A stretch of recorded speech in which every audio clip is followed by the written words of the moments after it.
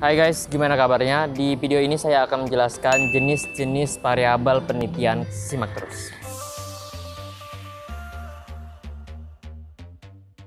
Oke, variabel pertama dan kedua yang sering sangat kita ketahui atau kita gunakan dalam judul penelitian yaitu variabel independen dan variabel dependen atau variabel bebas dan variabel terikat. Banyak teman-teman, ada berapa lah teman-teman yang komen di video saya yang ini, ada yang bingung seputar menentukan variabel X dan variabel Y. Sebenarnya gini, singkatnya gini teman-teman. Variabel X itu adalah variabel yang memberi pengaruh pada variabel Y, dan variabel Y adalah variabel yang diberi pengaruh oleh variabel X. Variabel X dan variabel ini selalu selalu ada gitu. Nggak mungkin kalau ada variabel X nggak mungkin nggak ada variabel Y gitu. Dua-duanya pasti berhubungan. Oke, tips menentukan variabel X dan Y pada judul penelitian teman-teman persis saya. Pertama adalah tentukan permasalahan utamanya dulu. Permasalahan utama ini akan menjadi langkah awal dan langkah yang paling mudah. Terlebih jika penelitian teman-teman itu terdiri atas dua atau lebih variabel. Tentukan dulu permasalahan utamanya atau yang bisa disebut dengan variabel Y-nya dulu, karena variabel Y-nya ini adalah variabel terikat yang akan menjadi inti permasalahan dalam penelitian kita.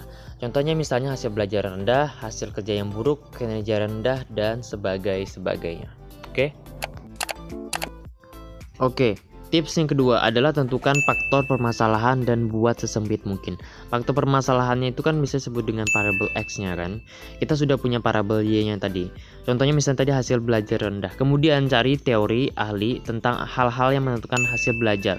Misalnya dari buku X, diperoleh hasil belajar dipengaruhi dua faktor internal dan eksternal. Tapi ini belum selesai.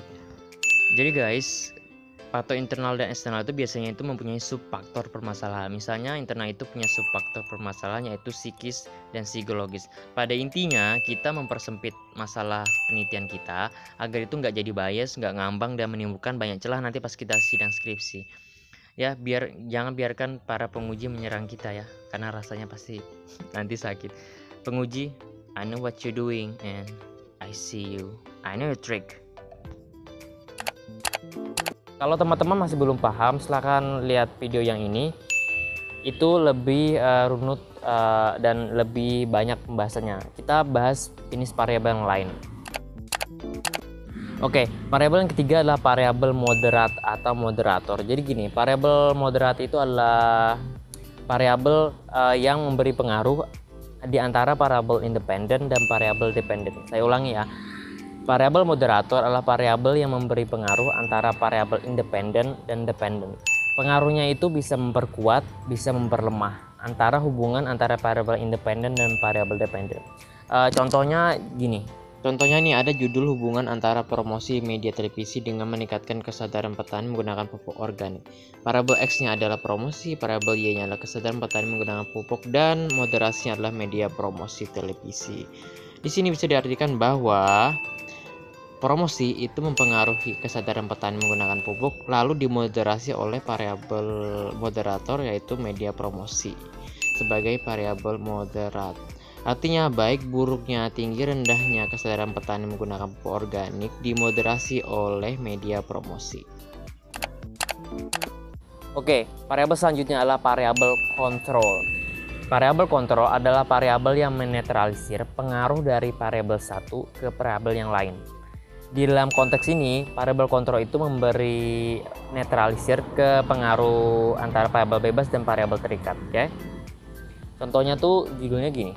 Sebagai contoh misalnya ada kasus kayak gini, pengaruh jenis pendidikan terhadap keterampilan mengetik. Bisa ditebak pendidikan di sini adalah variabel X dan keterampilan mengetik di sini adalah variabel Y, adalah variabel akibat. Di sini variabel kontrol yang ditetapkan sama, misalnya adalah naskah yang diketik sama, mesin tik yang digunakan sama, dan ruang tempat yang mengetik itu sama. Dengan ada variabel kontrol ini teman-teman, maka besarnya pengaruh jenis pendidikan terhadap keterampilan mengetik dapat diketahui lebih pasti gitu. Makanya di sini harus ada variabel kontrol. Variabel selanjutnya adalah variabel interpending. Variabel interpending. Jadi variabel interpending itu teman-teman gini. Variabel interpending itu adalah variabel yang mempengaruhi hubungan antara variabel bebas dengan variabel terikat secara tidak langsung. Bedanya sama variabel moderat atau moderator itu, kalau variabel moderator itu kan memberi pengaruh, bisa memperkuat atau bisa memperlemah hubungan antara variabel bebas dan terikat. Kalau variabel interpending ini adalah variabel yang mempengaruhi hubungan antara keduanya secara tidak langsung, oke, antara variabel bebas dan variabel terikat. Kalau bingung, lihat contohnya ini. Sebagai contoh misalnya ada penghasilan sebagai variabel bebas dan harapan hidup sebagai variabel terikat. Ada variabel intervening sini teman-teman, ada variabel pengganggu yaitu gaya hidup. Artinya harapan hidup itu dipengaruhi oleh gaya hidup. Bagus tidaknya gaya hidup itu mempengaruhi harapan hidup. Jadi di sini gaya hidup itu menjalin hubungan secara tidak langsung antara penghasilan dan harapan hidup. Dimoderasi lagi oleh variabel moderasi yaitu budaya, lingkungan, tempat tinggal. Logikanya nih, tinggi rendahnya penghasilan seseorang akan mempengaruhi gaya hidup, tapi biasanya itu diperkuat atau diperlemah oleh lingkungan tempat tinggalnya nih. Misalnya lingkungan tempat tinggalnya support untuk gaya hidup yang seperti apa, dan bisa juga memperlemah. Makanya variabel moderator itu bisa memperlemah atau memperkuat hubungan antara variabel independen dan dependen. Oke, kalau nggak ngerti silahkan tanyakan di kolom komentar.